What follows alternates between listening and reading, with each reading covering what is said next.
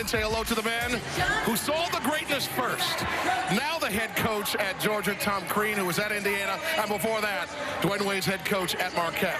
Coach, he tells the story all the time that you were the only man really recruiting him. How did you know? Tell us what you saw the very first time.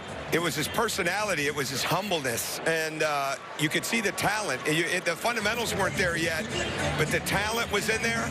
But it was just his humility. It was the way he treated others. And then all of a sudden, when he started to get the fundamentals, when he started to get that ability just for the game to slow down, it just really took off. But we recruited the person and the potential athlete more than anything else when we saw him, and the rest is history. How refreshing is that? By the way, I saw you had a nice quick conversation with Gabrielle Union. She's in the recruiting mood, so I assume it's a live period, right? We're in a live period. Tomorrow. Tomorrow. Then I'll leave you alone on Zaire for now. We don't want any mess. I know Zaire's dad a little bit. I spent a little time with Zaire's dad before the game, too. So it's all good. Everybody knows what everybody knows at that point. What have you enjoyed the most? I know you were busy a lot during the season, but about the way that he's dealing with this final season.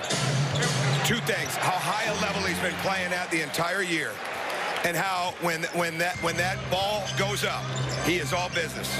And I look at him today. I mean, he made the jump last night. He tried to get on the platform and the table.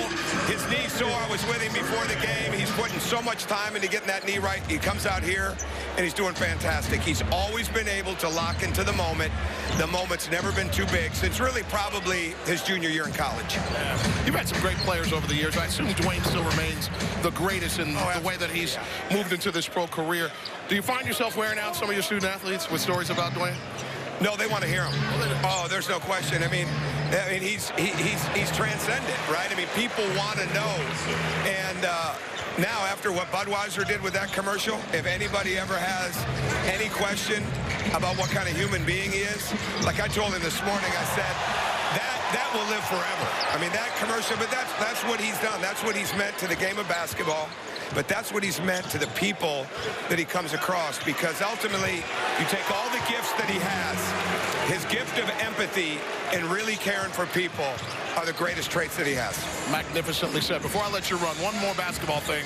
Is there anything that's in his game now, or when he was at that peak of scoring and dominating on both ends of the floor, that you said to him in a practice over and over, Dwyane, you got to do this, and it finally emerged right in front of your eyes? Did that ever occur? Oh, I think the way he continued to use the backboard on his shots, I think it's the way that he would continue to get lower when he would attack not only the first defender, but beat the second defender. I think his footwork on his shot, and his shot was a little jacked up when he first got to college, and he's just worked at it so hard to make it better, and he bought in. And it's so, like, my role with him has just been, you know, be his friend and give him reminders here and again, you know, since he's been in the NBA, because he's been so well coached here. But bottom line is he's always improved his game. Look at his step back right now. He steps to the side on that shot, and it's darn near unguardable right now, even tonight.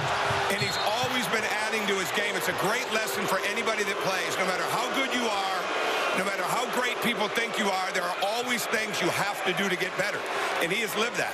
Coach, we appreciate the time now and over the years. Thank you for everything you've always done. You brought a lot of life and energy to him in your interviews with him, and the way that all of you, Eric and Tony, everybody has brought out so much in him. It's just an absolute joy to watch from afar. Thank you so much, Coach. Appreciate it. Thank you. All right, let's head back over to John and Eric. Gentlemen. That's great. That's a great moment between Tom Crean and Dwyane Wade. The unbreakable bond between the man who recruited him and coached him at Marquette University.